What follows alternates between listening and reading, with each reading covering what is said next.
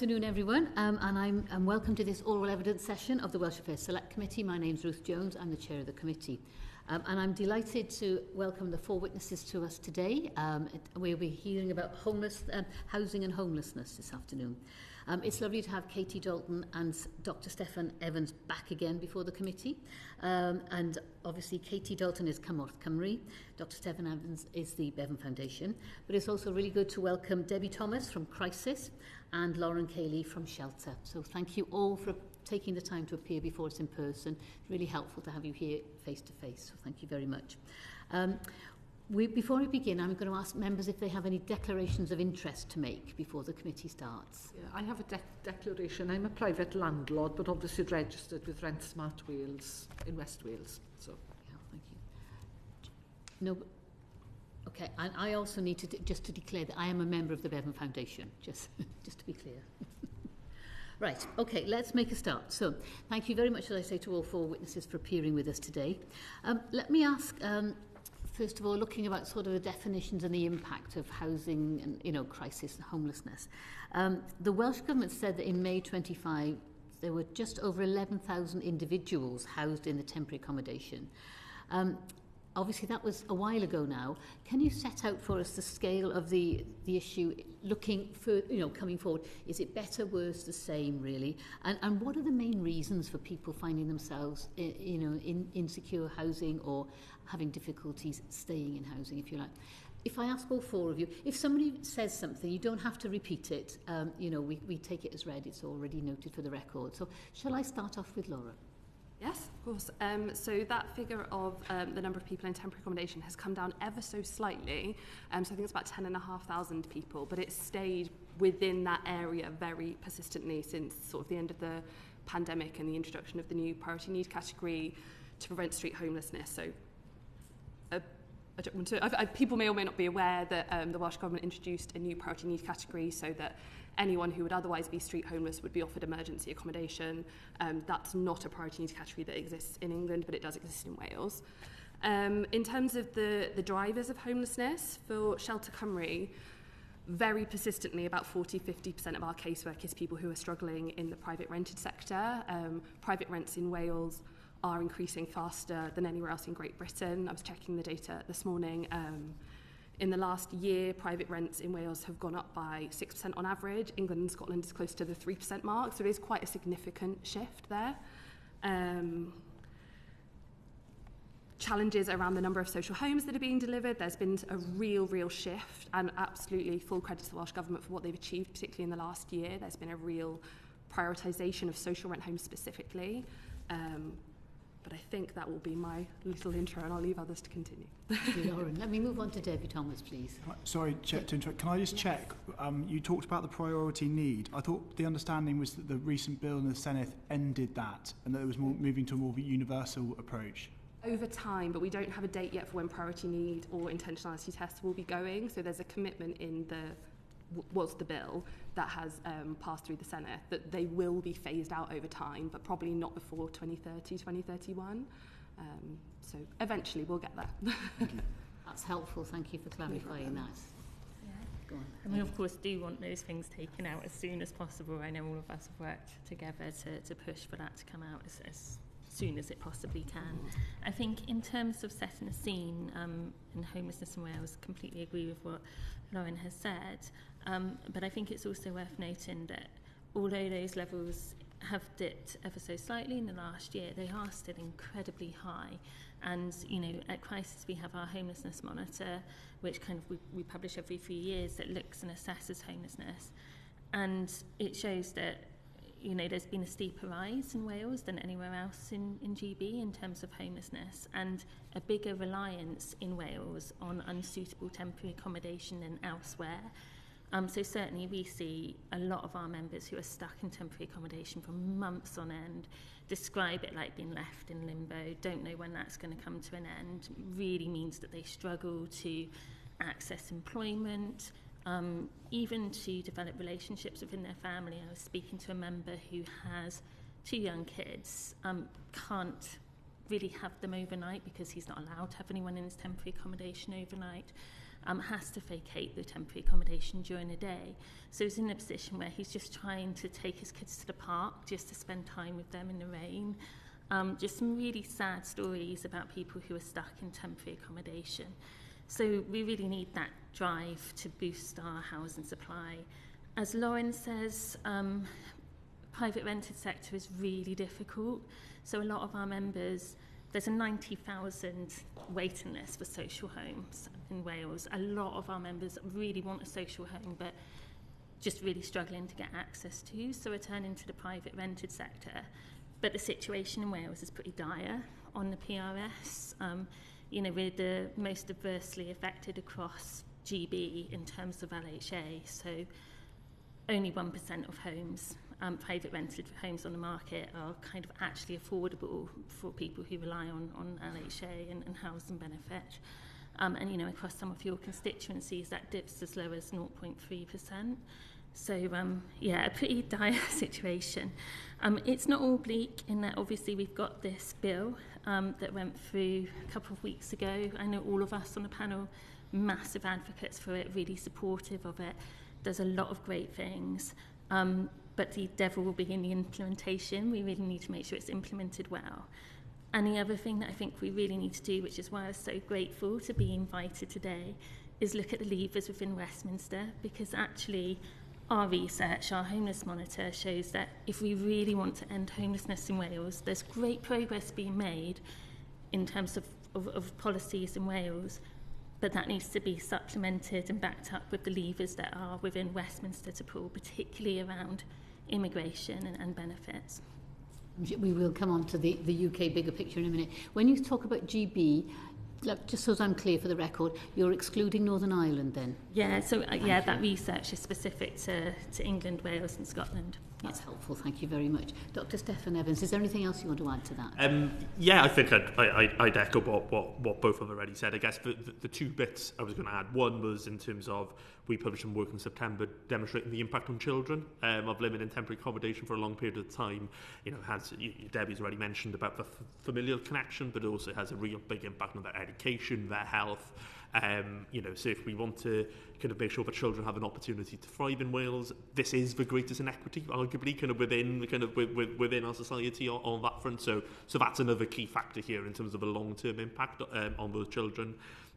And then in terms of those factors that cause it, I think both have covered most of the points, and I know we'll come on to some of them in a short while. But I think the broader pressures that people face around income and costs as well are part of this. So, you know, we've had announcement today around a new energy price cap, but kind of that's obviously a part of the equation.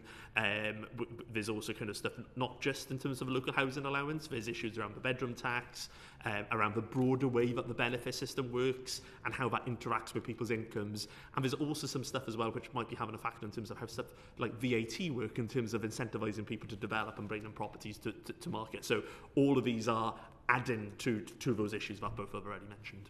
No, absolutely. Katie, Dalton, do you want to add anything? Yeah, just to say that I think one of the big drivers initially for the high numbers in temporary accommodation was the Welsh Government's admirable approach to everyone's in during the pandemic. I think what we saw was a real shift there in terms of hidden homelessness, something that both, you know, ourselves as key stakeholders, but also Welsh Government had been unable to quantify at all before that point by the very nature of people being hidden. And some of that was people who were just getting by in other places of shelter, such as cars and unused buildings, but some of it was because people felt that they were not going to be accepted by the council for help because of things like priority need and intentionality. So may have spent 15, 20 years being told by the local authority you don't qualify for help, and then stopped going there.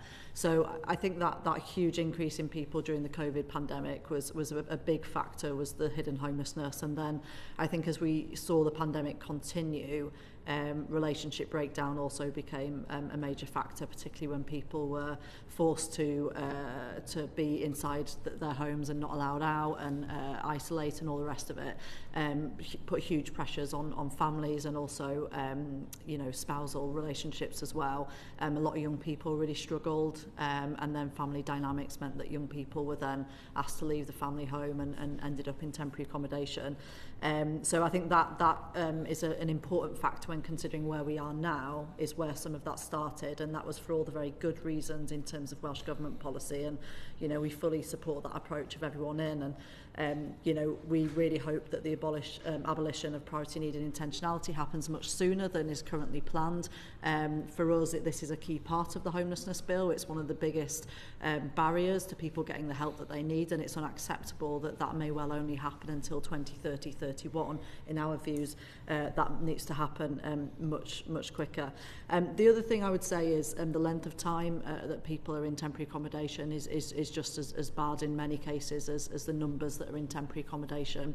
I think, you know, in our minds, temporary accommodation really was only ever something that should be up to 6 months maximum, a sort of transitional placement whilst people looked for another type of secure housing. But we know of people who've been in there 18 months, 2 years, sometimes with children as well, and that can be devastating on that person's ability to live and to thrive, as some of my colleagues have pointed out. The other thing I'd say that, you know, in terms of the drivers of people being stuck in temporary accommodation for those lengthy periods of time, I know we'll go on to talk about the welfare system, but for me, local housing allowance is one of the key factors that keeps people in temporary accommodation. They're simply unable to leave, and it traps far too many people there. I'd also add that this is particularly significant for young people who are only entitled to shared accommodation rate under 35s. And in addition to temporary accommodation, I'd also highlight that for those in supported accommodation, so that would be commission supported accommodation, which is a different category to temporary, where you might well expect to stay there for maybe up to 2 years or so in order to regain skills and confidence to move on to independent living. There are also people who are stuck within supported accommodation far longer than is necessary because they can't access any affordable housing. And what that then means is people who might be on the waiting list for supported accommodation, may well include people in temporary, are unable to get into that supported accommodation because people are not able to move on out of it, and there are limited spaces within those situations. Thank you, yeah, that makes sense. Obviously, Debbie, you've already alluded to the fact that you have data for 3 of the 4 countries, and each country seems to produce data slightly differently. You know, obviously there are some UK-wide policies and levers you already talked about. Would it be helpful if we had sort of UK comparable data? You know, so if we could compare apples and apples rather than at the moment we seem to be comparing apples and pears, I suppose. Let me start with Dr. Steffan Evans.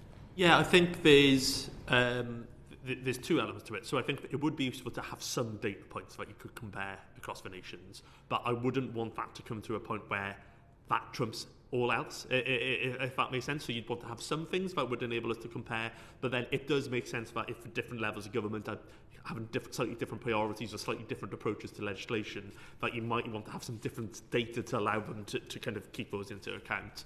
And I think there's also an element of having some consistency within the data we have in Wales is also important, so that we can compare, are things getting better or worse in Wales over time. I guess what you wouldn't want to do is then lose all of that to have UK-wide common data points. That meant that you lost the ability to track some of the stuff that's happened historically. So yes, but with enough space for some variation as well. Does that make sense? Yeah, Katie, do you want to add anything there? Yeah, I'd fully agree with that. I think it is helpful to be able to compare across nations. However, I think it's important to recognise the distinctive approach that has been taken to homelessness in Wales, and I'm sure colleagues in Scotland would argue the same.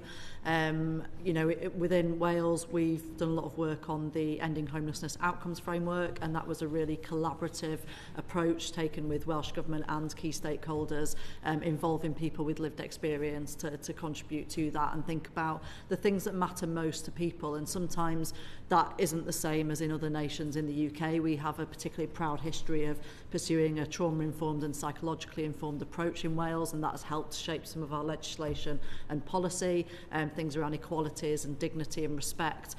So all the things that you would expect to be collected around the numbers of people accessing services, the length of time people are in accommodation, but also some of those things that we know are really, really important to a person-centred approach. And I would worry if there was and a call for standardised data across the UK, that we would lose some of that in Wales. So I think the approach that Steffan has outlined is absolutely the right one. Thank you. Lauren and Debbie, do you have anything else to add? Do you want to? I'll go with Debbie first. Is that okay then? Yeah, so I agree with what's been said. I mean, obviously we're moving to very different legislation in Wales, and it's going to be really important that we have Wales-specific data to track the progress of that. However, I do think it's really important that we do have some key elements that are comparable across the UK, as Steffan has said. In particular, that's something that Crisis has found really difficult, having that stats that we can kind of compare across GB and across the nations. And that's exactly why, for our work with Heriot Watt University and the Homelessness Monitor, we've developed a concept of core homelessness so that we can have that comparable across the nations. That's a lot of work, it's a lot of triangulation. So if there was something that we could do to get those kind of high-level stats comparable without trampling on, as Steffan and Katie have said, the importance of monitoring how things are in the nations, then that would be really helpful. I think what we don't have at the moment is clear data on people who are homeless that are not accessing the statutory system. And also a real lack of data on people who have no recourse to public funding, which comes up all the time in meetings that all of us attend in Wales. So I think if there was efforts to kind of push on those, it would be really helpful. Just to say as well that I'm aware that a few years ago, the Government Statistics Service here did some work looking at the harmonisation of homelessness data across the nations, and they made just 3 recommendations about how that data could be worked on to collaborate more easily, and Crisis would support, those recommendations and looking at taking that forward. Thank you. Lauren, did you want to? Echo support for what my colleagues have said, but just one brief kind of cautionary point, I suppose, that in any kind of standardisation, I wouldn't want to see sort of the UK government approach to be the blanket, because there's definitely areas where the data for England is better than the data that we have for Wales. Debbie alluded to over 90,000 households waiting for a social home, and that figure has come through FOI requests that Shelter Cymru led on. It's not a Welsh government or local authority-led data collection exercise, whereas that does happen in England. Whereas in Wales, we have very kind of up-to-the-moment data about the temporary accommodation figures you were quoting, where it's a monthly update. We know the types of accommodation people are in, so if B&Bs and hotels are going up in certain areas, we can have those conversations. If more children are appearing in those unsuitable temporary accommodation options, we can have those conversations. So yes, standardisation to be the best for all rather than picking one.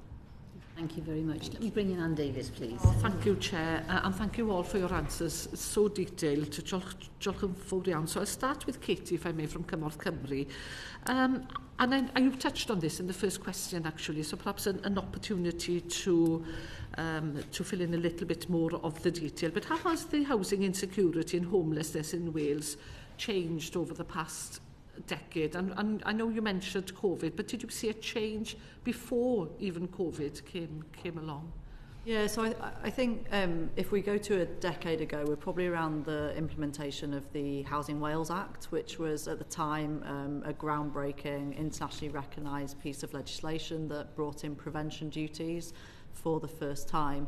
So that was a real change in approach from local authorities predominantly, who then had to help to prevent homelessness for people who presented to them who were threatened with homelessness within 56 days. So that required a real kind of shift in culture as well as a shift in working practices. And I think what we've seen over time is that there's been a fairly consistent-ish rate of prevention that's applied. It's been, I think, over time ranging from 66% maybe in the early years. I think the last statistics showed it to be about 57%, but certainly around that 60% point. So prior to implementation of the 2014 Act, there wasn't that prevention work happening. So although we'd all like that to be 100%, actually the prevention of homelessness for those numbers of people has a significant impact on their lives, on the lives of their families and their ability to engage in health services, in work, in education and all the rest of it. So I think that's a really important part of the journey that we've seen changed over the first part of that decade. I think then, as I've said, the impact of the COVID pandemic was significant. I think what we saw in Wales was some really strong ministerial leadership around that. The minister at the time, Julie James, was very quick off the mark to say that Wales was going to take an everyone in approach, announcing £10 million initially to get people into temporary accommodation, and that's when we saw the huge numbers starting to come into temporary accommodation. Also brief local authorities that they should disregard intentionality and priority need, and also disregard the no recourse to public funds and make sure it was truly everyone who was able to get in and get safe. And I think that's really shaped the picture now as we've gone forward since the start of the pandemic. I think there's been lessons that people have tried to learn from that and have changed policy and legislation over time as a result of that. So I think initially there were probably far more people sleeping in places like night shelters, sharing floor space, particularly during the winter months. I think the move during COVID to try and make sure as many people as possible had self-contained accommodation initially for the purpose of infection control, but then actually, that focus on dignity that people should be afforded within temporary accommodation then started to shape how temporary accommodation looked in Wales, and far too many people still in hotels and B&Bs, but there has been a lot of capital investment from the Welsh Government that has looked to try and transform and improve some temporary accommodation. That happened initially in May of 2020, which when I was going back over COVID notes, I was sure was later on, but I think time was so condensed during that time. So the Welsh Government announced a phase 2 approach, which was about trying to get people out of temporary accommodation and into settled home, focused around rapid rehousing. So that's another kind of shift in the approach in Wales. Rapid rehousing, the premise that people should spend as little time as possible in temporary accommodation. We should move them as rapidly as possible into a settled home, and that's probably happened at the most difficult time to try and move to that, with 11,000 people in temporary accommodation, but there's been a clear focus on supporting local authorities to move towards that, but there's been some really impressive shifts within some local areas, but still a long way to go. Coming out of the pandemic, I think a sense that we didn't want to send people back on the streets, so the addition of an additional priority need category for people who were street homeless then came into force. So all of those people who for decades had never been able to access temporary accommodation were all of a sudden entitled to it. And then as we move forward into the homelessness bill, a real shift about how we think about tackling homelessness, not just from a housing perspective, but from a public service perspective. And the bill having some fantastic new duties within it on things like health services, social services, probation, criminal justice system, to try and take a whole system prevention approach to that. I think within that we've been dealing with the consequences of decades of underfunding of social house building. I think a combination of the lack of investment and the lack of social house building, combined with things like the right to buy when it was in existence in Wales, meaning that we are suffering the consequences now of a storm that was decades in the making. And obviously we've mentioned the Welsh Government's ambition in this Senedd term to build 20,000 homes, which should be achieved slightly late, but by the end of this calendar year. But that's just the first step. That's never going to undo those several decades. So I think over the last 10 years there's been that real shift in approaches, a change in culture, a change in policy and legislation, one that has been flexible and responsive, that I think has become far more trauma-informed, far more person-centred, but that hasn't come without the struggles of things like the lack of social housing and the welfare system constraining that move in Wales. So I hope that paints a helpful picture. That's fine, and you can't believe that 6 years have gone since the pandemic. Really, I don't know.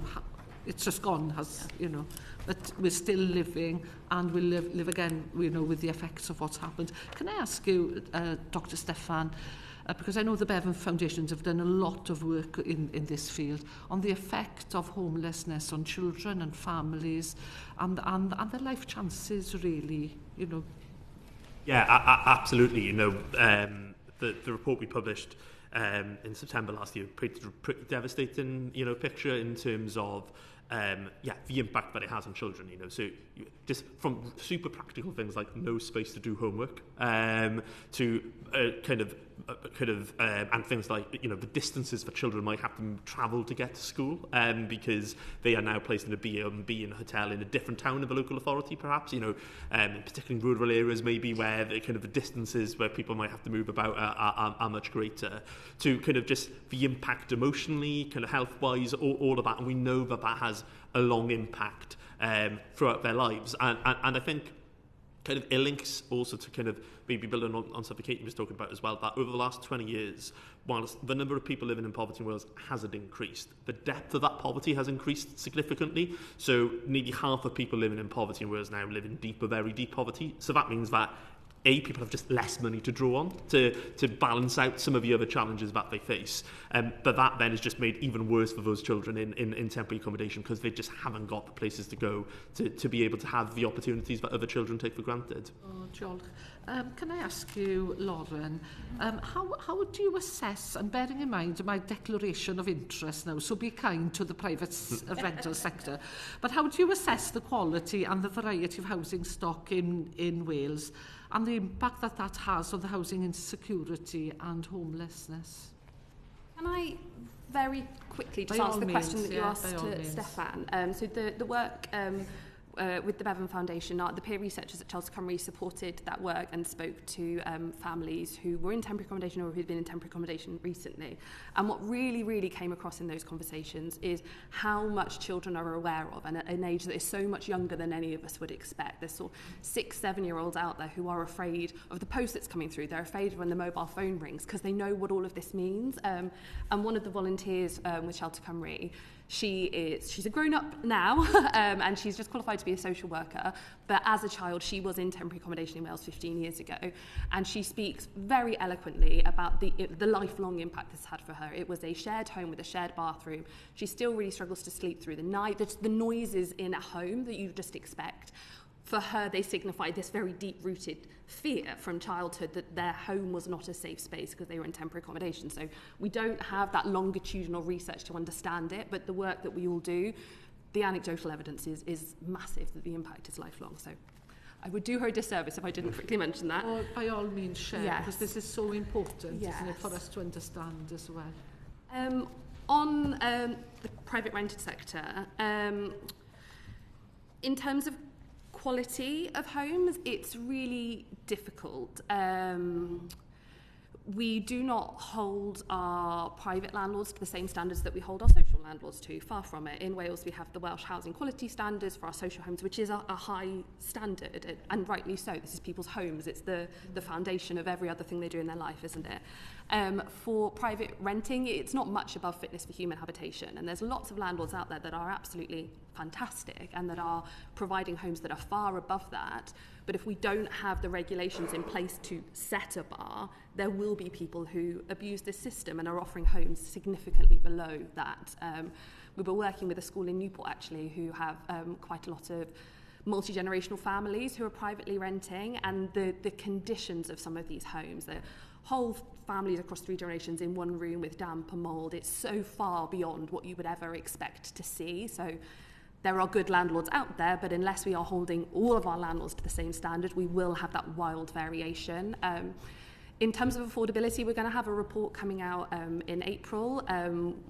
I like to make things difficult for myself and colleagues at Shelter Cymru, so we are producing what we believe is a more accurate definition of affordability that takes into account not just the monthly rental costs, but the housing costs that Steffan was talking about, the council tax that people face, potentially even Wi-Fi, because the extent to which that is essential for work and education these days has really shifted with the pandemic, hasn't it? So with the modelling that we're doing with that, I'll have a more concrete answer very soon, but it is slim pickings. If we're talking about the growth of the private rented sector in the last 10-20 years has been absolutely huge, and with that growth, the number of homeowners and the number of social renters has reduced in terms of the percentages. That's just the way it works. So with that growth has come a shift in who the PRS is for. It's no longer a tenure of choice. It's quite often a tenure of last resort for lots of people because we're not giving them the other options they might have had 20-30 years ago. I'd love to go down to talk things about Welsh Government, but I know I'm not allowed, so I can't, but perhaps we'll catch up afterwards. But just to finalise then, Debbie, if this is okay, you know, I'm sure we've all got in our mailboxes situations where people have separated later on in life, and we've had young people who are looking for accommodation, but there seems to be, certainly in my mailbox in Caerfyrddin, you know, a whole range of people who are now in a situation of looking for accommodation. So what do we need? What type of housing do we need? Are we looking more at families, at single people? You know, what is needed to be built or to change? Just thinking of the work Carmarthenshire County Council have done in changing an office block into single person accommodation, because that's what we needed in Caerfyrddin. That's where the gap is, and they're doing a similar project in Ammanford. So what do we need? Good question, and it kind of links in with some of what Katie was saying. And this kind of directional shift, which is absolutely the right shift in the Ending Homelessness National Action Plan towards a rapid rehousing approach, and understanding, as Lauren says, a home is someone's everything. So what we need to do is make sure that we can move people into homes straight away. And that's not just as simple as throwing out a number and making sure we build that number of homes. It's about making sure that we're building the right homes that match needs. So there's been quite a lot of work through the Ending Homelessness National Advisory Board, which our CEO chaired, which recently came to an end because, of course, the Senedd term is coming to an end, to do a deep dive exercise across different local authorities and think about how information on needs of people experiencing homelessness tracks through into supply planning. And there's much more work. There's a lot of recommendations from that work, and there's much more work that's going to need to happen in order to make that a reality and make sure that we're building more social, affordable homes that match needs and match the requirements of people coming through. I mean, as you've pointed to, people come to homelessness from all kinds of reasons, all kinds of backgrounds. Relationship breakdown is probably one of the most prevalent reasons that we see within our South Wales Skylight service. But there's, the general cost of living is so difficult that, if someone loses a job or if their rent increases, then that can be a trigger into homelessness. People leaving prison really struggle to access employment and can often easily fall into homelessness as well. So all sorts of different people. I think from a UK government perspective, one of the things that would really help is so many of the people that we support at crisis really struggle because of the shared accommodation rate being, so limited for people up to 35 years of age. We've got in a situation where rents in Wales, talking about things that have changed over the last decade, rents in Wales have definitely increased. Whereas, rates of LHA have not been restored to cover those rents. And people are really struggling anyway, but particularly people who are under 35, really struggling to be able to afford something in the private sector. So that's something that definitely needs to change. I was just going to say that we've got a piece of work that we just started with, funded by the Oak Foundation. That's looking at, in particular, how do you develop more one-beds, properties for larger families and disabled people. The reason we've focused on those is that those are the groups that either seem to be disproportionately represented in TA in terms of the number of people or who are there for a very long period of time. And anecdotally, what we've heard is that developers like to build 2, 3, 4 beds because they've got a model that works for getting those houses built, and we need those houses built because we need those as well. But that there's a risk that we overlook those 3 groups. So that is a piece of work that we're going to be doing as well.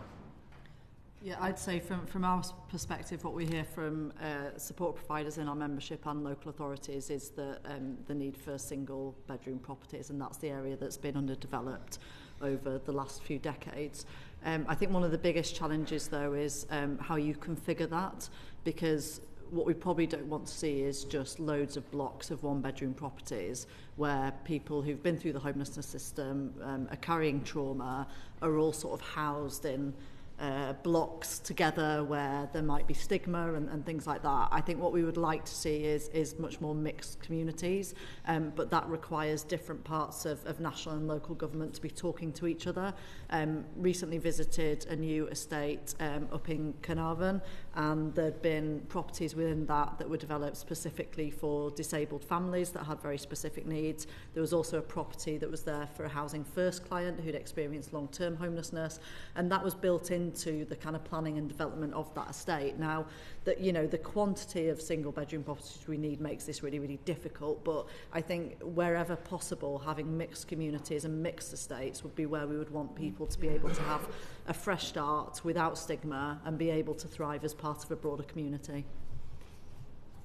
Ben Lake has a short supplementary. Thank you. Yeah, just on that very specific point, Mr. Dalton, are you finding any evidence as yet of some form of accommodation being created or renovated above the high street? So, for example, I know in Aberystwyth, we're starting to see now people deciding that actually what used to be the second floor of a shop is no longer viable, but they're now renovating it. I'm just interested, is that something that, one, you're seeing elsewhere in Wales, and two, is it a good model for providing that mixed community that you mentioned?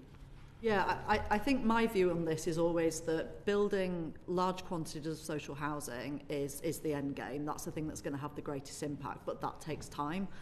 So any other solutions, whether it's changing use of commercial properties into homes for people, whether it's bringing long-term voids back into use, whether it's other changes to existing buildings. And one of the funds within Wales called the Transitional Accommodation Capital Fund has enabled local authorities to work on that with partners, and that has been a far more flexible capital funding pot that has enabled local authorities to either purchase buildings outright, to change commercial properties into homes, to bring long-term voids back into use. And I think that is really important. We have to make use of whatever we have in Wales, because we cannot simply wait for the developments to be built. That will take too long, and we have too many individuals and families who need it now. So all of those solutions should be on the table. We'll have a report out next month actually looking at some of the barriers to doing more of that, so we'll share that with the committee, because I'm sure that will be of interest. Brilliant. Okay, I'm going to bring in Gerald Jones, please. Thanks, Chair.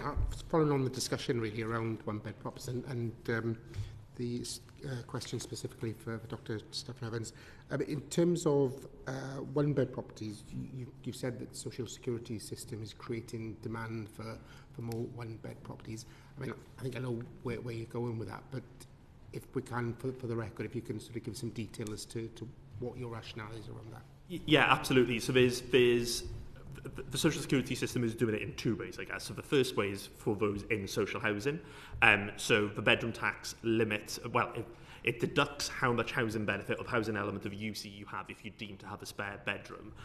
So for context, there's about 30,000 households in Wales affected by that policy.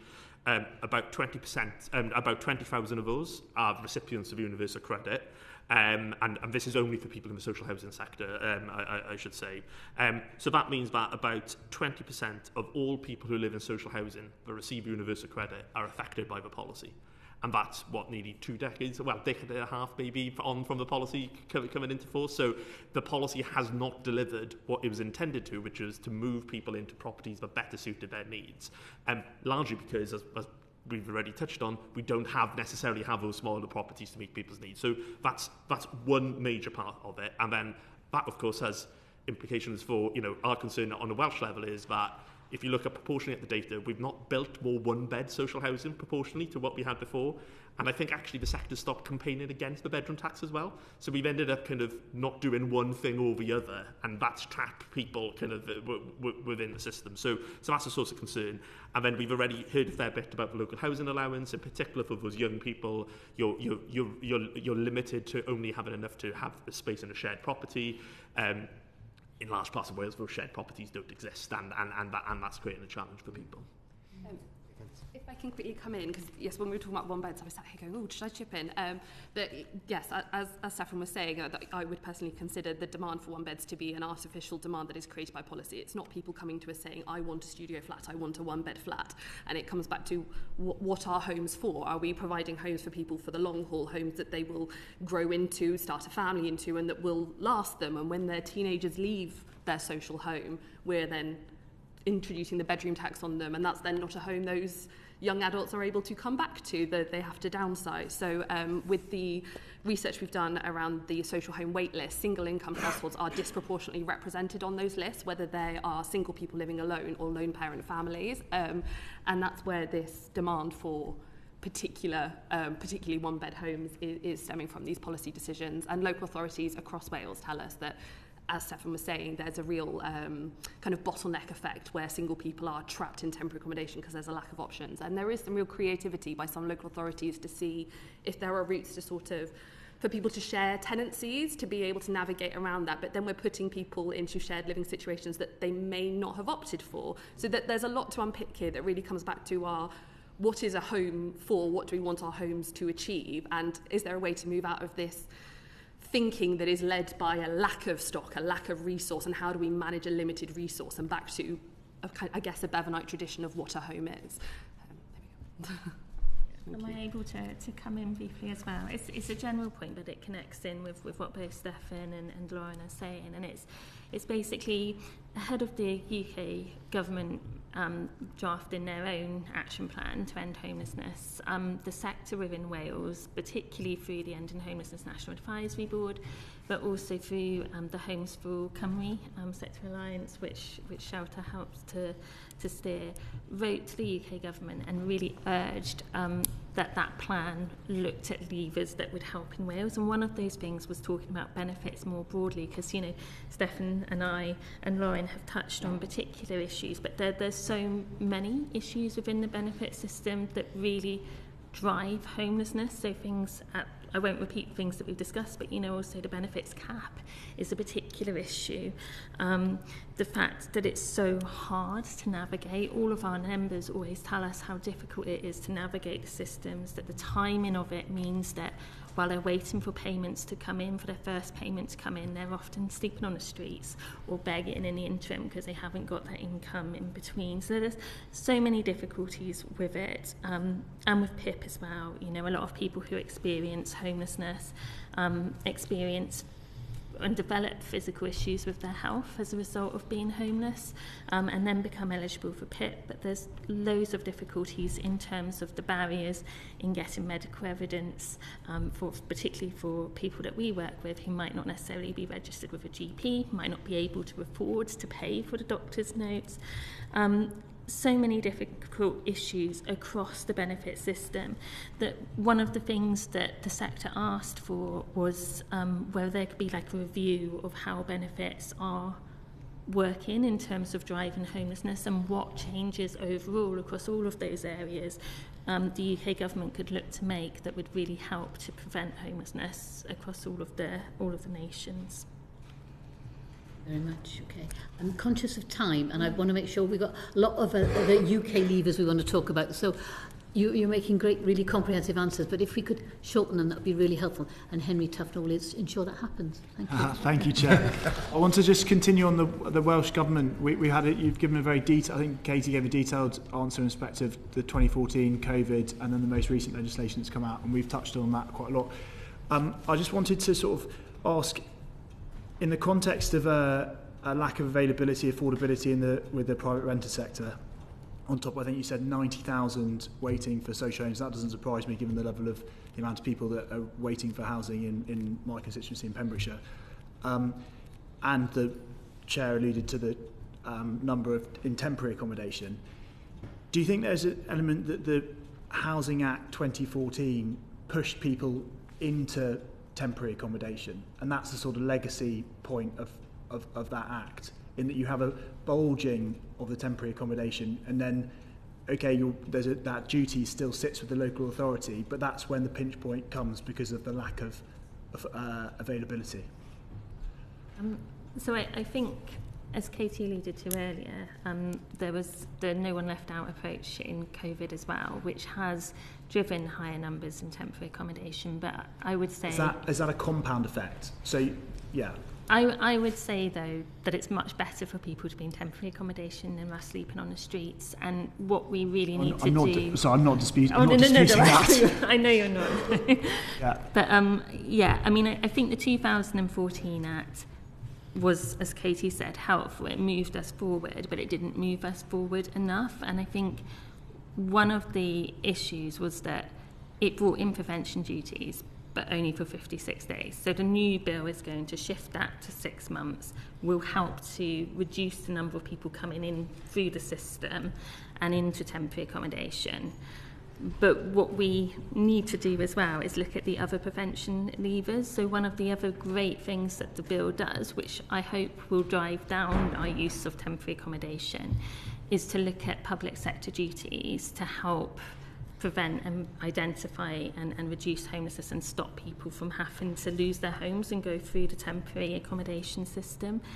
One thing that I really wanted to make sure I drew to the committee's attention was that the list of bodies included within the bill was initially, we were hoping it would include the police, we were hoping it would include the wider DWP and the Home Office, because there's clear things that they can do to help prevent homelessness. But our understanding is that the Welsh Government couldn't get the consent of the UK Government in time for the bill to pass to include those bodies on the face of the bill. So something that we're really keen to see is the list of bodies that are covered under our new duties to ask, act and cooperate in Wales is going to be reviewed after the bill's been in place for 2 years, and really want to be in a position then where we can have consent from the UK Government to add more bodies to that list. Because, sorry, I know I've drifted off the point a bit, but it does link in, because I think there's so much more that we can do in terms of prevention to reduce the numbers in temporary accommodation. Yes, you've got the housing supply side, which we've talked about quite a lot, but you've also got the other side, which is preventing people from going into that in the first place. I think we need to look at both. That's what I was trying to get to in terms of, I think Lauren talked about the implementation being the critical part of the new piece of legislation that is coming through, and it's really helpful to hear you outline which public bodies and what that measures might look like in 2 years. But I think, Katie, you wanted to come in. Yeah, I wouldn't say that the 2014 Act has driven people into temporary accommodation. I think that the 2014 Act brought in the prevention duties which have stopped as many people going into temporary accommodation as would have before that Act. I think it's other external factors which have driven the numbers in temporary accommodation. I wouldn't say that it's a 2014 Act, in my view. So it would have, so nothing, but in terms of, if you have that Act that has an emphasis on rehousing, and then on top of that with COVID, that would have played a part in terms of pushing numbers into temporary accommodation. And I appreciate that if you're not building enough homes, you know, you exacerbate the problem in respect to the PRS sector, and on top of your inability of the local authority to build more housing. Yeah, my view is the 2014 Act doesn't include anything that would have specifically driven people into temporary accommodation. It didn't change, as the new bill does, the sort of entitlement to temporary accommodation. The new bill expands the number of people who will be able to get temporary accommodation through getting rid of priority need and intentionality. The 2014 Act retained those barriers. So the 2014 Act stopped people from being able to get help and left people on the streets. And then when we got to COVID and the approach was turned into an everyone in approach, that's when all of those people who could not get help because of the 2014 Act all of a sudden came forward because they were entitled to help. So I would say the 2014 Act hasn't led to an increase in people in temporary accommodation, but as you said, some of the actions taken during COVID, which were admirable, have led to that. And I think, you know, the stuff in the background is the housing market, the private rental sector, the lack of social housing. Just on the underinvestment in social homes significantly predates devolution in Wales. We're going back to the 80s, and it is a UK-wide problem, not a Wales-specific problem. And actually, there's a lot to celebrate with what the Welsh Government have achieved in the last year of the affordable homes that they have delivered. Close to 90% are social rent homes specifically, so they're not intermediate rent, they're not shared ownership, they're not homes in the social sector, they are social rent homes. So that comes with the affordability, the security and the support that people actually need. Meanwhile, areas like London are reducing their own targets because it is difficult to build right now. This is a much bigger problem than just Wales. Can I ask Lauren, can you expand a bit on your implementation point in respect to the 26 the piece of legislation that was most recently implemented by the Welsh Government. You talked about the key being in the implementation. I was wondering whether you could expand on that a little bit. I think it might have been Debbie, but I also have an opinion. You said that right at the beginning of the evidence session. I mean, Okay. Debbie's expanded a bit on some of the aspects and some of the Yeah. levers within that legislation that will help Yeah. moving forward, but I was wondering whether there was anything you wanted to add on top of that. Absolutely. So we've been very transparent at Shelter Cymru that we support the aims of the new homelessness bill, but we are very concerned about how it be delivered in practice. The local authority teams have been saying we support the values of this, we support the ethos of this, but we don't know how we're going to do it. So the Welsh Government have set out a really clear invest to save model and how the bill over time would be able to provide savings that would bring more money in. But the challenge for the Welsh Government is how they are funded with this block grant. They don't have the borrowing powers that the UK Government have. So any sort of invest to save approach relies on upfront investment, because business as usual carries on whilst we're trying to implement change. It gave evidence to the local government and housing committee in the Senate saying the same thing, that I don't think we've figured out how we get through this teething period when it is business as usual and we are introducing change in order to see the savings and see the benefits longer term for people. And I think the UK Government have a role to play in finding a way to support the Welsh Government to achieve that, and perhaps it could be a little testing ground for how some of the things might work to support other areas in the UK. Thank you. Thank you. I appreciate you're the one person who hasn't commented on this little section. I was wondering whether you want anything to add anything before I hand back to the chair. I guess the one point is that I think our concern with the latest legislation is it still relies a lot on secondary legislation to make stuff happen. And, you know, that so there were things around standards within temporary accommodation where actually the legislation on the face of it stops short of actually requiring temporary accommodation to meet minimum fitness for human habitation standards, and it's left that to secondary legislation to do. And we think that there was an opportunity to bring more onto the face of that bill to actually make sure that these in principle points isn't left for those issues around local authority implementation, but we actually set out these are the minimum standards and we're going to place them on the face of the bill to get some things moving. Yeah, well, thank you very much. Sorry, Katie. Yes. Yeah, and on implementation, I think Steffan's absolutely right. You know, there are a number of things that have been left to regulations or statutory guidance, and there will be a whole piece of work to be done with the sector, with local authority colleagues, to try and make sure that the intent of the legislation is followed through in practice, because interpretation is always a difficulty with legislation. The 22 local authorities in Wales can sometimes interpret legislation very, very differently. I think we've shared figures in the past that showed that some local authorities were still using priority need and intentionality, others weren't using it at all, and very different applications of that. So I think implementation in terms of funding and resourcing, and thinking about how the UK Government might enable, as Lauren said, to support the Welsh Government to access more funding levers to support implementation, but also how the regulations and guidance are written to make sure the intent follows through in practice. Thank you. Thank you, Chair. Thank you very much. Andrew Ranger, please. Thank you, Chair. We now wanted to move on to a section more looking at the UK government legislation side of the issues here. And this is a question specifically for Dr Evans, if I may. You wrote to the committee, you noted that of all households who get the housing element of universal credit and they live in the private rental sector, that 6 in 10 of them do not have their rent covered in full. So I just wonder what analysis or information you have on how those people are covering that shortfall and the impact that has. Yeah, so when we did some extensive work on this a few years ago now, and I know Debbie's done some more up-to-date work, there were a few things people were doing. So they were using money that ostensibly was in their universal credit to pay for other things, to pay for their housing. So that meant that people were going to food banks, etc., because they were now not, that money that was meant to cover their food bills, etc., were being used to cover their rents. People were maybe moving into parts of the market that they knew were not going to be particularly great for them. They were also making choices, I guess, that were making that worse. So, not putting the heating on to save money, therefore making mould and damp worse. And that's not good for the landlord, and it's not good for the tenant either when that's happening.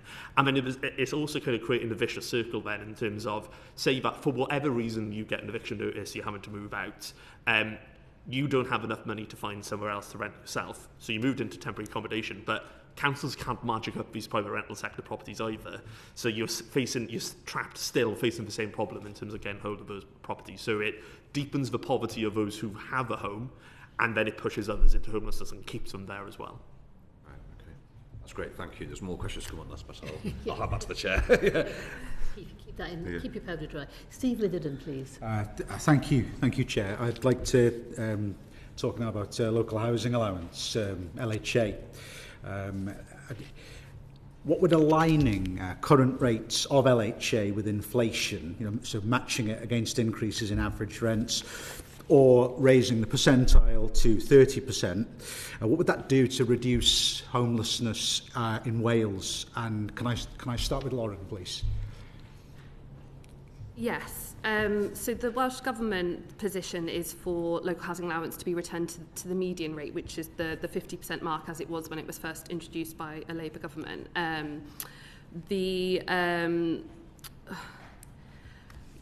Given the scale of casework we have for people struggling to afford privately renting, I would be able to give an anecdotal answer here, but I will then pass over to Debbie because Crisis and Harriet Watt did the future modelling for this.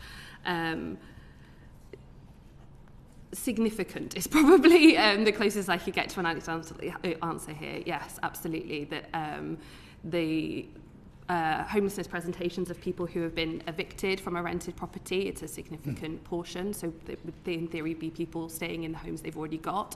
In terms of longer term impact, we know that if someone has faced homelessness once, they are more likely to enter homelessness again later in life. So if we can keep people in the home that they're in, we are offering them that longer term, potentially lifelong protection. So if it's okay with you, Steve, I will pass over to Debbie for the statsy answer. Thank you. Debbie? Yeah, I mean, it's massive. So our homeless monitor, and I can send the committee copies of it, our latest one was published last year. One of the things it does is some really clever statistical modelling that Harriet Watt University does to look at what different policy levers would really make a difference to the levels of homelessness in Wales. And LHA came up as the restoring LHA to cover the cost of rent biggest thing that would make a big difference in terms of drop in homelessness levels. Really impressive graph that just shows the difference it would make. So I will send that on. But, just to kind of reflect on what I said earlier, obviously LHA is an issue for people across Great Britain. In Wales, it's a particular issue. It's across the nation. Only 1% of homes, our research that we did with the Supla, 1% of homes on a property market actually affordable to people who rely on housing benefit, and across some of your constituencies that drops massively. In Brecon you're looking at 0.3%, in Ceredigion you're looking at 0.4%. It's worse than in London, and so it's a massive driver, not just for homelessness in general, but also for keeping people in homelessness. So many of our members are so frustrated that there's such long waiting lists for social housing that they're trying to turn to the rental sector, but the sums just don't add up. So restoring it to cover the true cost of rent is one of the biggest things that would make a huge difference. And I would add kind of looking also at the benefit cap as well, combined. Come in on that, Steffan. Yeah, there's another couple of ways it has an impact as well, is when we did work with this, it drives behavioural change among property owners as well. So we compared LHA versus the average property, kind of what properties were being advertised on Airbnb. And we found that in all Welsh local authorities, bar Torfaen, you would make more money in 10 weeks on Airbnb than you would do in a whole year renting to someone on LHA. So there is an incentive. Now, obviously, that's not going to be, there will be different nuances, but that creates, why would you upgrade your property to new standards when you could make more money kind of using that approach? You're also seeing similar things then with the Welsh Government have got their leasing scheme Wales, which is meant to kind of support private sector landlords who want to rent maybe at a slightly cheaper rate to people coming out of the homelessness system. A message we heard anecdotally over again was, covering the property whilst it's empty isn't really much of an incentive when I can have the property empty for 3 months, but I'm making more money in the other 9 months than I would be having with your scheme all year. So it has that behavioural impact as well, compounds the affordability issues that people face. You want to add anything, Katie? Yeah, I think speaking from the perspective of frontline workers in the homelessness sector, so we run the Frontline Network Wales, and repeatedly hear from them that one of the greatest barriers is LHA rates, and the impact on their morale as workers is significant because they are doing incredibly difficult jobs, encountering trauma every day of their working lives, hearing people's accounts of abuse, of trauma. It's a really, really challenging job, and they are providing incredible support to people, highly skilled, highly knowledgeable support, and they can deliver the best support in the world, but when they can't get someone a place to live, that is the thing that really harms their morale, that really makes them question what they are doing in their role. So increasing LHA would make a massive difference, as everyone has said, on individuals, but it would also mean that those workers could be having that achievement in supporting people, you know, out of the system and into a situation where they can thrive. On housing-related benefits, I did want to make a point about the impact of the welfare system on people in supported accommodation who would like to enter work. Now, this is something that is raised by supported accommodation providers with me consistently, and it's not just a Welsh issue, it's a UK issue. But what it results in is people who want to enter work, which is the UK government and the Welsh government's aim, not being able to do so because the impact on their universal credit when they enter work is such that they cannot afford the supported accommodation that they're living in. And that's because the cost of providing supported accommodation is higher than general needs. And that's for all of the reasons you would expect around communal areas, high levels of housing management and support, sometimes security systems. So, you know, there has been many a review that has said that those costs are justifiable. But because it's such a higher cost, when they experience the tapering of universal credit, the amount of money that they have to pay rent is substantially below what those rental costs are. So people are faced with a choice. Do they either not enter work and stay within supported accommodation, and that runs the risk of people becoming institutionalised and not being able to go out and thrive and earn a wage and then move on to independent living? Or do we ask people to make two simultaneous transitions, which are traumatic enough for any of us, move out of supported accommodation where they feel safe, and start a new job at the same time? And that's what the welfare system is effectively asking them to do. There's been a pilot in the West Midlands Combined Authority area that has looked to pilot whether additional payments to young people within supported accommodation could ease this transition, could mean that they're able to stay within that safety and support of supported accommodation, while at the same time not losing out because of the welfare system. I believe it was top-up payments to their rent, and that enabled them to enter work, which was really stressful for any of us starting a new job. If you've come from a traumatic youth homelessness background, triply traumatic, enabled them to come back to supported accommodation, have the support around them whilst making that transition into work without having to give that up. I think if there's one thing that the committee could look about around enabling the most traumatised people in supported accommodation to go on and thrive and achieve their full potential, then looking at how that system traps people into supported accommodation and doesn't enable them to access work would be a really interesting thing that the committee could look at. And you know, I think it's in line with UK government priorities, getting the country back into work. Well, we've got a bunch of people who would love to do that, and the system at the moment stops them from doing that. Thank you, Katie. One follow-up question, if I may, Chair, on that. To Debbie. You know, Shelter Cymru, I know, supports increasing LHA from the 30th percentile of local rents to the 50th percentile. Have you made any assessment of the cost to the public purse of such a change? I could come back to you with more information on that. I think what I would say is, you know, from a crisis perspective, we've always called for 30%, but supportive of the call for 50%. What we would say is that looking at the benefit cap as well is really important alongside that to make sure that it has the impact that is needed. But yeah, I can come back to you with more information on costings. Just on that, if that's okay, in terms of kind of freezing LHA or keeping LHA at the 30%, the report from the peer research team at Shelter Cymru set out the extent to which it's sort of an artificial saving, that the DWP give local authorities money for discretionary housing payments. The vast bulk of that money is used to backfill shortages and gaps that are created by welfare policy decisions, whether it's bedroom tax, LHA rates, or the household benefit cap primarily. Similarly, the extent to which LHA pushes families and households into homelessness is massively affecting the temporary accommodation budget, which I appreciate is local authority spending rather than UK government spending, but it is not the cost saving that we think it is on paper. The costs are just going elsewhere. The pressure is going elsewhere. Thanks, Lauren. I mean, my favourite final question on this broader topic, we have sort of touched on already when Katie was speaking about that trial in the West Midlands Combined Authority.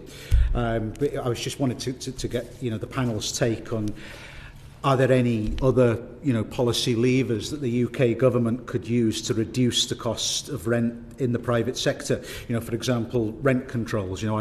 I've never made any secret of the fact that I'm a great supporter of rent controls personally. Are there any other incentives, for bringing more properties onto the market for private rental? I'd love to hear. I'll go reverse. I'll start with Katie this time, if that's okay.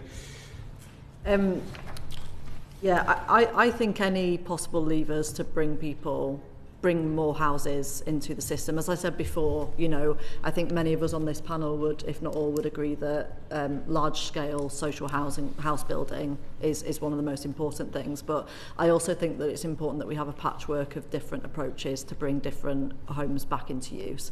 For me, I know that we've gone on about this issue so much, but LHA is fundamentally the most important thing that would change people's ability to access other homes. It would change how people access the private rented sector. It would likely change, therefore, the pressure on waiting lists for the social housing sector, because for lots of people, their desire for a social house is because it feels more safe and secure and affordable compared to the private rented sector. I think I mentioned the Transitional Accommodation Capital Fund before. That is the Welsh Government being able to use capital in a different way to lever in, purchasing properties, bringing empty homes back into use, changing use of buildings.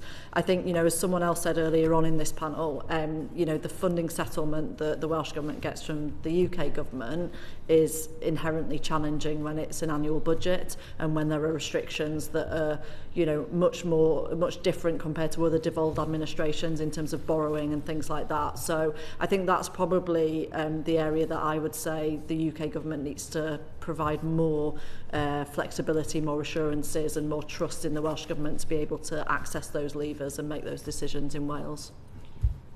Yeah, I guess I'll add a couple of things that are different to what we already discussed. So one would be, it's the UK government that holds the ability to set standards around energy efficiency in the private rental sector. So that, if we want to bring the cost down as a whole, that is something that obviously is, saving £100 on your rent but having to pay another £200 on your energy, you're not better off. So that is something that would be worth looking at.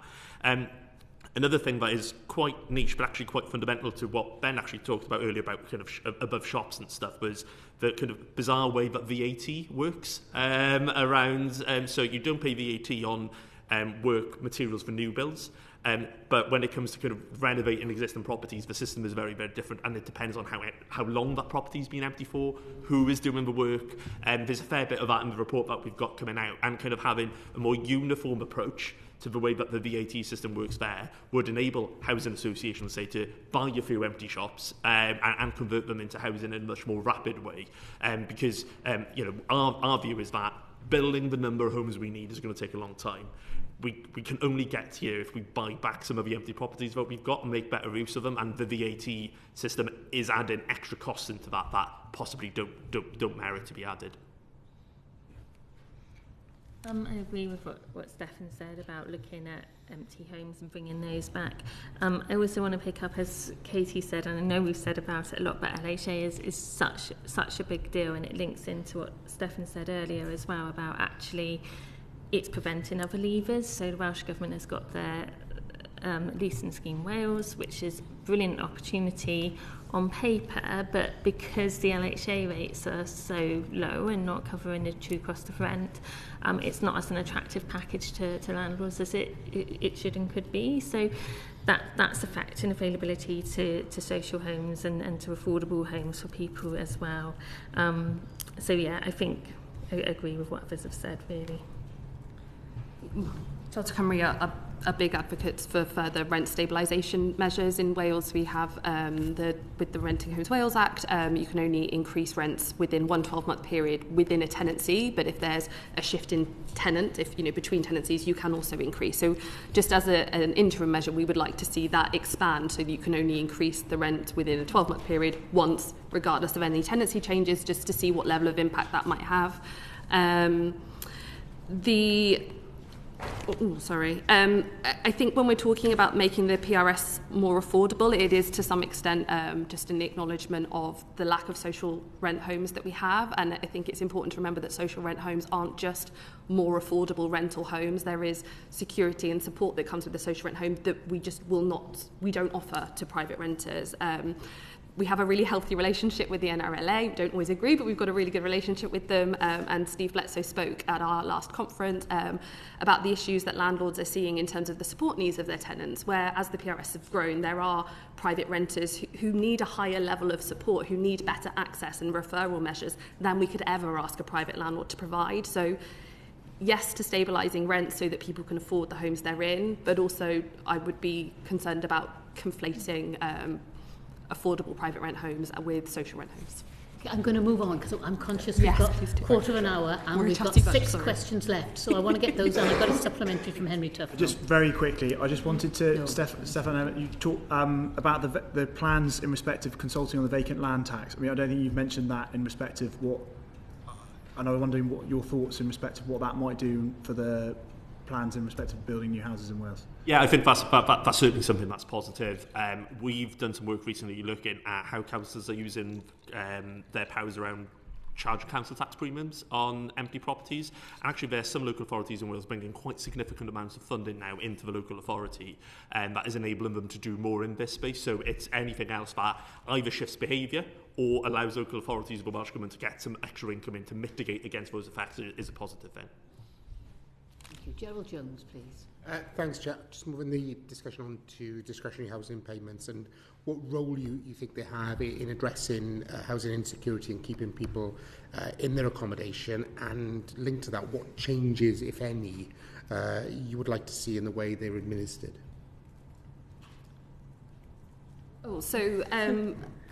We were talking about 10 years ago. 10 years ago, I was an outreach worker working with people using substances, facing homelessness in Cardiff, and discretionary housing payments at that point in time, you knew as a support worker, get a March application in because there'll be some underspend and you'll be more likely to get it through. What our caseworkers are telling us now is that if you're putting an application in mid to late March, local authority teams are advising you put the date as the 1st of April because there's no money left in the pot and it will not be accepted. So clearly there is a demand there.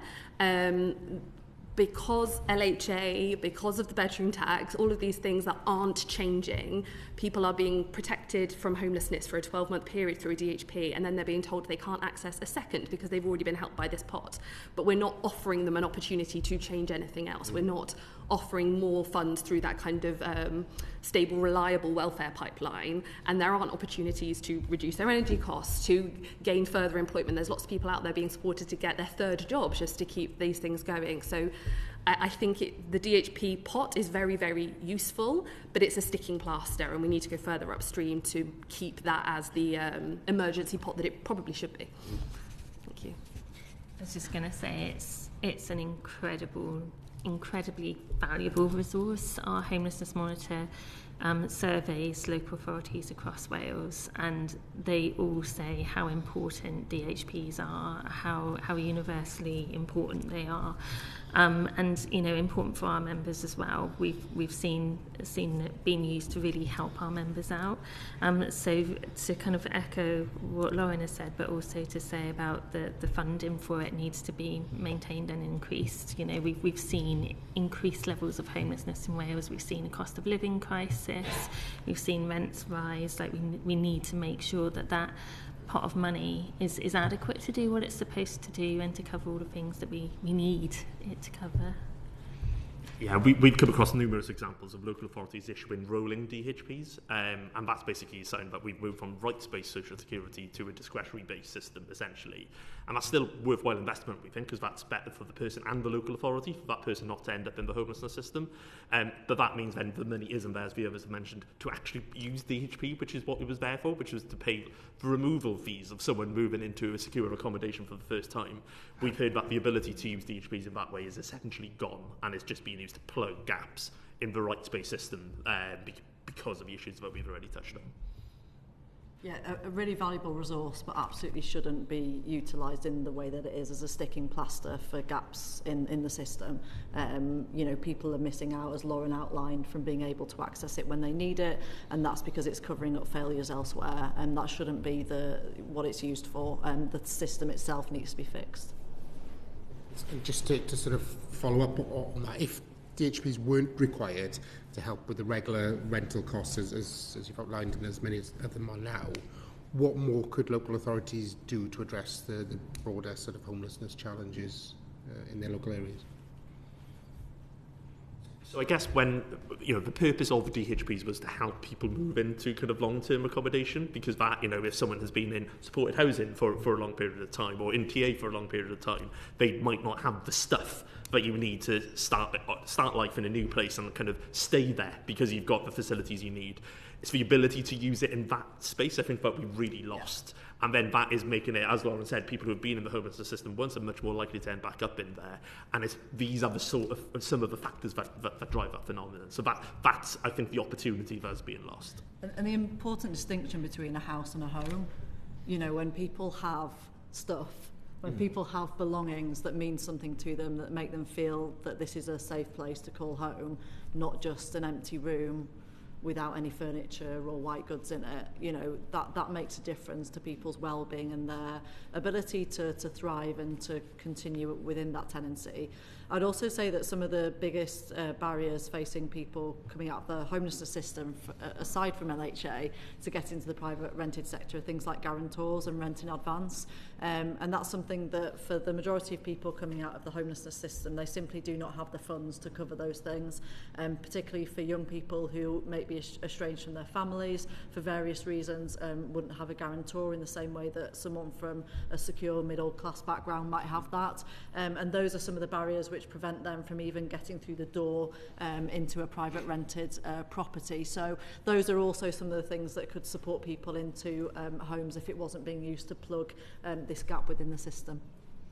Thank you very much. I'm going to go on to Ben Lake now. Thank you, Chair. Can I ask you for your views or your assessment of the government's proposed welfare reforms and their impact on those facing housing insecurity? And if I can begin with Ms Dalton. Yeah, I think some of the concerns that we have around the proposals that were outlined about reducing welfare for people and encouraging people into work, I think our reflection would always be that for some of the people, well, for most of the people that our member organisations support, people are in acute crisis. People are in domestic abuse refuges, people have experienced youth homelessness, people are recovering from mental health crises, substance use issues, and are simply, more often than not, in that particular point in time, not able to move into work in the way that I think the government would like them to. And it's really important that they are given the space and the support to be able to recover from those challenges and that trauma and to be able to move into work when the time feels right for them. I've already outlined the challenges of being in supported accommodation, so that feels like it's an existing policy from the UK government that's entirely at odds with the ambition to move people into work. And I think that if the UK government was able to address that, I think that would be immensely positive. I think that as many other charities have raised, I think you need to tread this path really, really carefully. I think the announcements around changing an approach to welfare gives us a chance to explore some of the issues, such as the supported accommodation issue. But I think for too many people, the fear is there that, you know, the experience of welfare reforms over the last couple of decades has been about trying to save money. And for the most vulnerable people, that means that they lose out on support. And I think the feedback from lots of our member organisations is that it's becoming more and more difficult to get that additional support, and particularly when people are trying to access things like PIP I've had reports that trying to get the evidence that people need from GPs is becoming increasingly difficult, and that's probably a reflection of the pressure on primary care practices, but it's really difficult, and that delays people from being able to get that support, and sometimes can affect their ability to evidence that or not.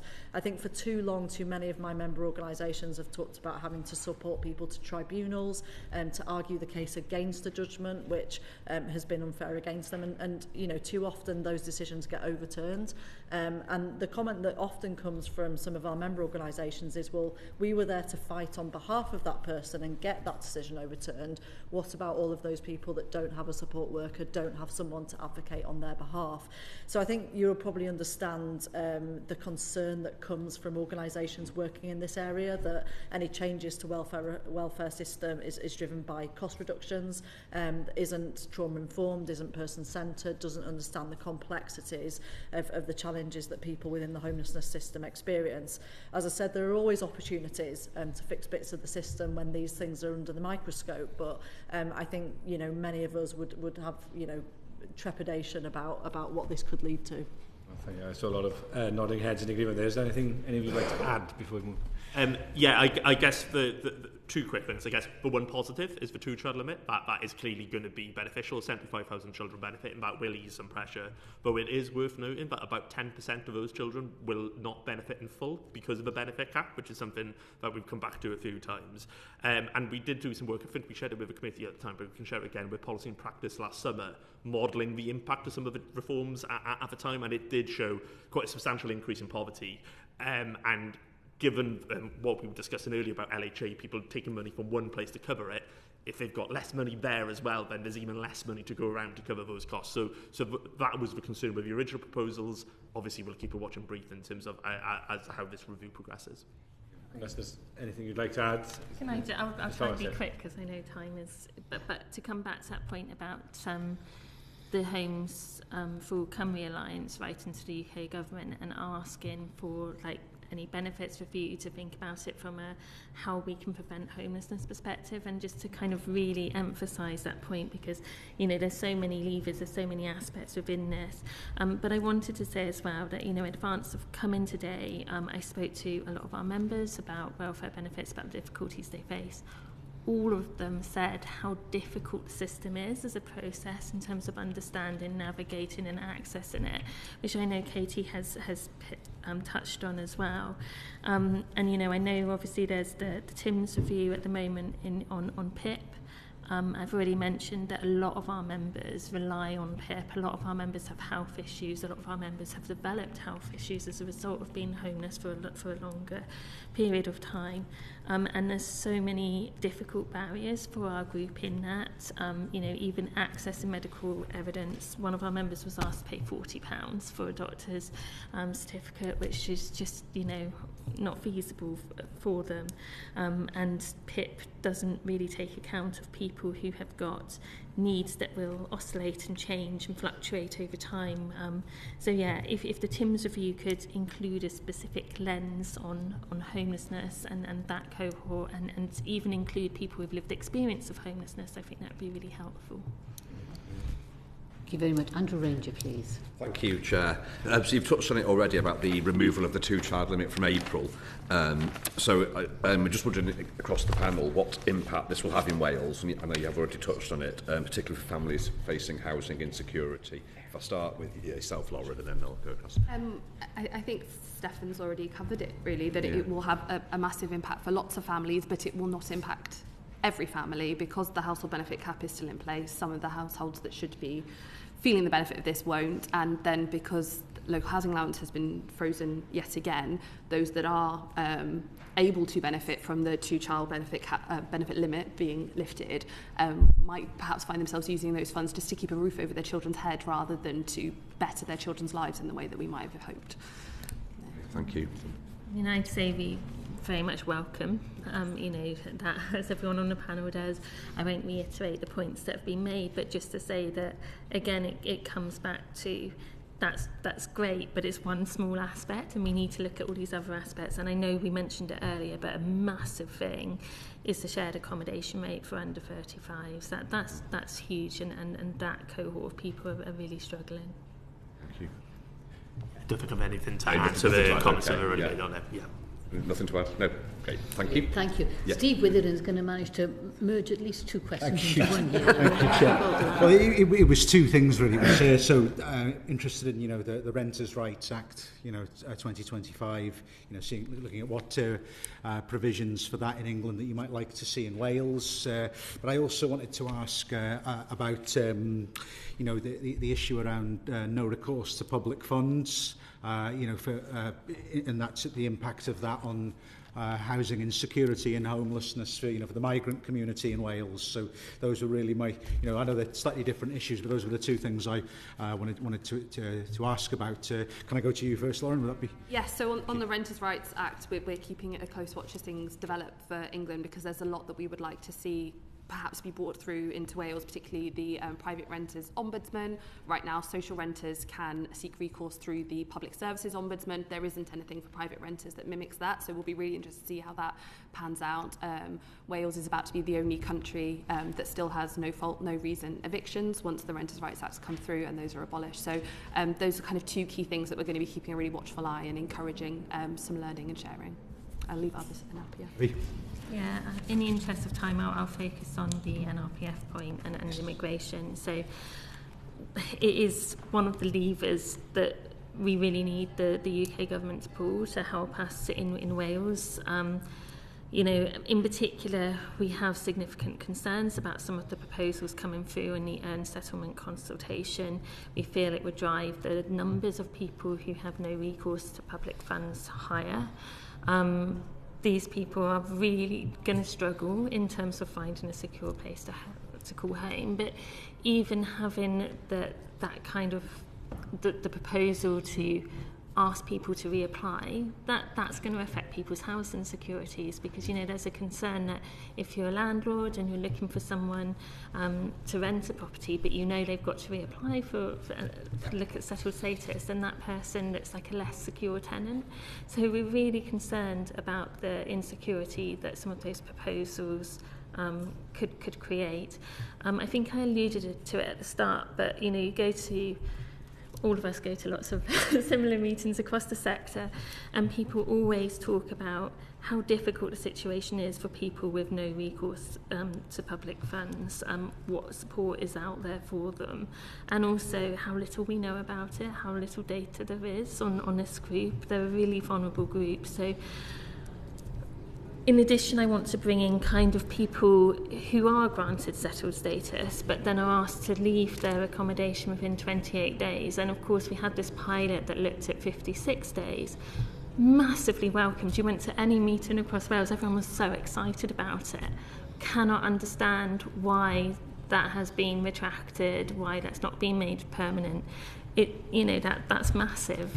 What can anyone do in a short period of time to secure housing, particularly when you've got language barriers, etc. Yes. So what we really want to see, the few things that we would call on, is looking again at that 56 days move on, making that permanent, because it will make a massive difference to lots of different people. Looking at a cohesive support plan to really help people who have immigrated over here to integrate and to prevent homelessness, and also being really careful about some of those proposals coming through the settlement consultation, because we really think that could drive homelessness further and drive a lot of insecurity for people. Echo what the others have said. I guess just the one thing to add quickly in the interest of time is it also heightens the need for people to have access to the right advice and the legal advice. And we've recently done some work that shows only about 4 or 5 firms in the whole of Wales take legal aid work now for people around migration issues. So the advice is just not there for the most vulnerable group, probably in facing challenges within this system as well. So again, that compounded with that we've heard a bit today comes into play here as well. I would strongly support the comments about the 56 days for people to move out of home office accommodation. Very few people would be able to find a property within 28 days regardless of immigration status. It is unfeasible for people to be able to do that, and the trauma that many people are carrying makes this an unforgivable decision. And I would urge MPs of all parties to make representations on that to the UK government. I also think that some of the anti-immigration rhetoric that is circling around politics at the moment, and not, you know, I'm not pointing a finger at any one party, because there are people in a whole range of political parties that are making comments about people who come to this country, which makes it really scary for people to seek help, which makes it really uncomfortable for people within communities, which gives people permission, they think, to then speak out and with racism and anti-immigrant sentiment. So I think that political leaders have got a really important job to do in making sure they are responsible in how they communicate. I'd also like to mention particularly women fleeing abuse and violence. When they have an insecure immigration status, that can be used as a tool to keep them in an abusive relationship by the perpetrator. If they feel that they are not able to access help anywhere, if that is then used as a threat to them to keep them in abusive relationships, we all know how that can end, and too often that is in death for those women. So I think that the abuse angle is a really, really important angle to consider when we're talking about no recourse to public funds and the safety of those women and children. And then I think, you know, the funding of specialist services, as Steffan has said, for specialist advice services, but also specialist violence against women, domestic abuse and sexual violence services for women who are experiencing no recourse to public funds. There is a real sort of issue around making sure that services are culturally appropriate, that they have the trust of different communities, and being able to make sure that those sorts of services are available in communities across Wales, so that women who have no recourse to public funds are able to access them if they experience abuse, is really, really important. And it's something that both the UK government and Welsh government should work together to ensure that that is achieved. Thank you very much. Okay, I'm going to call the session to an end there. Thank you very much to all four witnesses coming before us today. Lauren Caley from Shelter, Debbie Thomas from Crisis, Dr Steffan Evans from the Bevan Foundation, and Katie Dalton from Cymorth, Cymru. Thank you for your such comprehensive answers over an incredibly complex topic, which is far-ranging and very complicated. There's a lot to unpick there. Thank you to committee members as well for your patience and time on this.